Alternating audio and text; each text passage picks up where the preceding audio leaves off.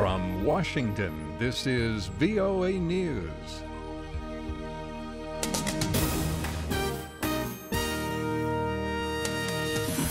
I'm David DeForest reporting a proposal on North Korea. The United States submitted to the UN Security Council Thursday a draft resolution calling for new sanctions on North Korea for its recent nuclear test and long-range missile launch.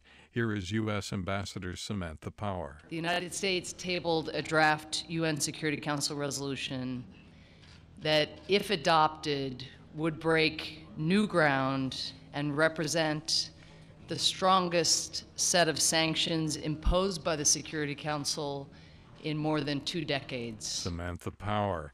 U.S. President Barack Obama met Thursday with his top security officials to discuss U.S. efforts to combat the Islamic State group.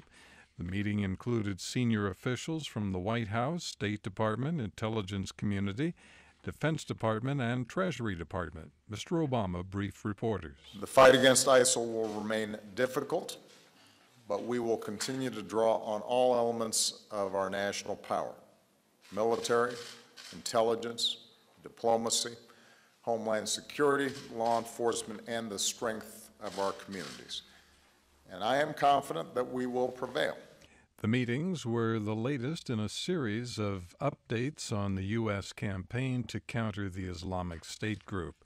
United Nations Secretary General Ban Ki-moon made a stop in South Sudan Thursday to push the government and rebel forces to implement last year's peace accord. Mr. Ban's visit to Juba came as the two sides prepare to form a unity government.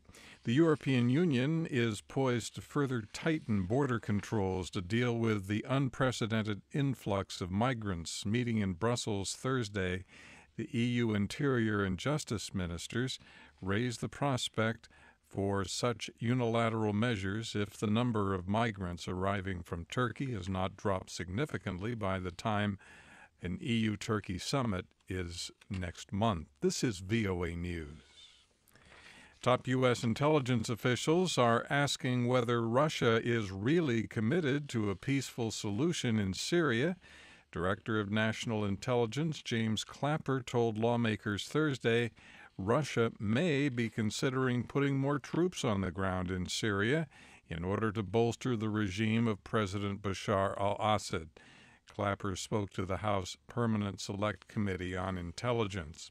The United Nations Special Envoy for Syria, Staffan de Mistura, says he will announce on Friday when UN-mediated peace talks on Syria will resume.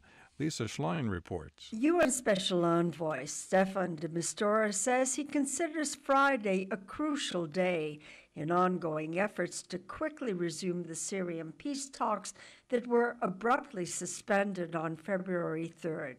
He says there is a midday deadline for the government and opposition groups to accept the framework of the cessation of hostilities proposal. He says this will be followed by a meeting of a task force formed to work out the modalities of the agreement. Lisa Schlein, Geneva. Apple has filed a motion in court asking a federal magistrate to reverse her order that the company help the FBI hack into a killer's locked iPhone. The company rejected the government's request to create new software that would allow law enforcement officials to break into the phone of Syed Rizwan Farouk, who, along with his wife, killed 14 people in San Bernardino, California last year. The U.S. Republican presidential candidates will hold another debate today. Florida Senator Marco Rubio and Texas Senator Ted Cruz hope to curb the electoral momentum for the frontrunner, businessman Donald Trump. On the Democratic side, U.S. Secretary of State Hillary Clinton who has won two of three Democratic state contests over her one remaining rival, Vermont Senator Bernie Sanders. Somalia's president said Wednesday that between 180 and 200 Kenyan soldiers were killed when Islamist militants attacked an African Union base in southwestern Somalia last month. President Hassan Sheikh Mohammed made the disclosure in an interview on Somali TV. A Kenyan Defense Forces spokesman, though, quickly denied the claim. Nevada Governor Brian Sandoval has asked that he be removed from consideration for a seat on the U.S. Supreme Court. The move comes a day after reports emerged that the White House was vetting him for a possible appointment. The 52-year-old Sandoval gave no explanation for the move. The White House says President Barack Obama is considering a list of candidates to fill the lifetime job on the 9-member court.